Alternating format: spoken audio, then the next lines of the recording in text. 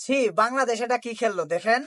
বাংলাদেশ যে আবার লজ্জাজনক হারে একদম শ্রীলঙ্কায় গিয়ে টেস্টে সিরিজটা ডুবাই আসলো। বর্তমানে আপনার যে নোংরা খেলা বাংলাদেশ খেলতেছে, এভাবে খেললে বাংলাদেশের কোনো দর্শকরা খেলা একদমই দেখবে না। টেস্টের মতো একটা ম্যাচ আপনার দেখেন, মাত্র 133 রানে শ্রীলঙ্কার কাছে বাংলাদেশ হারে। 18 রানে 4টা উইকেট চলে যায়। তাহলে কিরকম দল হয়ে গেছে বাংলাদেশ আপনারা ভাবেন। আমাদের থেকে সৌদি আরব, ওমান, কাতার এই দলগুলোও কিন্তু বর্তমানে ভালো আছে আমাদের বাংলাদেশের ক্রিকেট টিমের চেয়ে। দেখেন একদম নিকৃষ্ট অবস্থায় গেছে। শান্ত ক্যাপ্টেন্সি করলে এইখানে যে বাংলাদেশ কিভাবে ম্যাচ জিতবো এটা তো বুঝাই যায়। শান্তরে কিন্তু ক্যাপ্টেন্সি দিতেছে। শান্তর মতো একটা অযোগ্য প্লেয়ার ধরতে গেলে ওই কতগুলা ম্যাচে যে ডার্ট খাইছে। আপনি দেখেন তার একটা ব্যাটিং লাইনে দুই একটা ম্যাচ ভালো করে, আর বাদ বাকি ম্যাচ গুলাই সে খারাপ করে। ধারাবাহিকতা বজায় রাখতে পারে না। আর বাংলাদেশের প্রত্যেকটা ক্রিকেটার কিন্তু তাদের কোনো ধারাবাহিকতায় বজায় রাখতে পারে না। বাংলাদেশ ক্রিকেটে বর্তমানে যে খেলোয়াড় গুলা আছে, আমি মনে করি প্রত্যেকটা খেলোয়াড়কে আবার ভালো করে দেখা উচিত, এবং কি তাদের যে টেকনিক্যাল সমস্যাগুলো আছে এই টেকনিক্যাল সমস্যাগুলো আগে সলভ করা উচিত।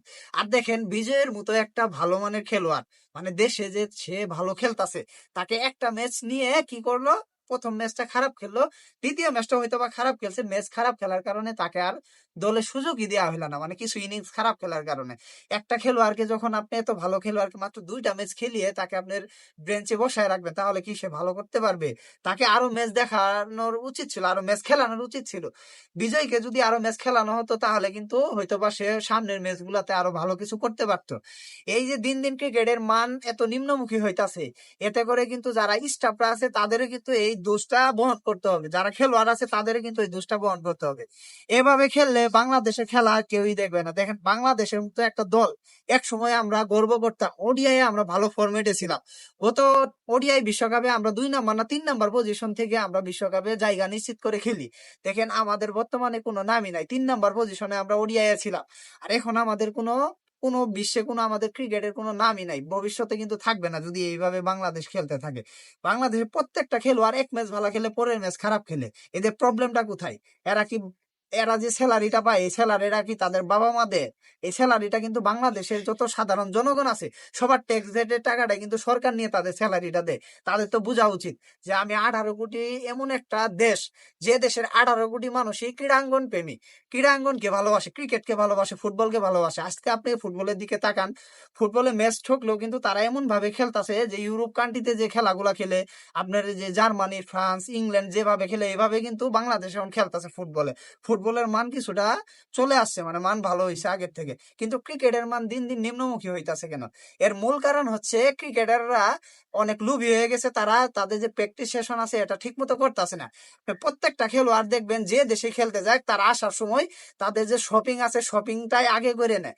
তাদের দেখেন মন মানসিকতা কিরকম, একটা জায়গায় খেলতে গেলে ওইখানে হারলে একটা জবাবদিহিতা থাকে, তারা জবাবদিহিতা না করে কি করে, বউ বাচ্চা কাচ্চা ফ্যামিলির জন্য অনেকগুলা করে লাগেজ ভর্তি করে মার্কেট করে নিয়ে আসে। তাদের মন মানসিকতা এত নিচু কারণে কিন্তু আজকে ক্রিকেট দলের এই অবস্থা। আপনারা মানেন বা না মানেন, এখানে কিন্তু কোনো পাচারার সুযোগ নাই, কারো পাচারতে আসে নাই। যেটা হক এইটাই বলতেছে, আপনি হকের সাথে থাকবেন তাহলে ভালো কিছু করতে পারবেন। দেখেন বাংলাদেশ ক্রিকেট টিম এভাবে খেললে কিন্তু আর ভবিষ্যতে বাংলাদেশ ক্রিকেট টিমের খেলা কেউই দেখবে না।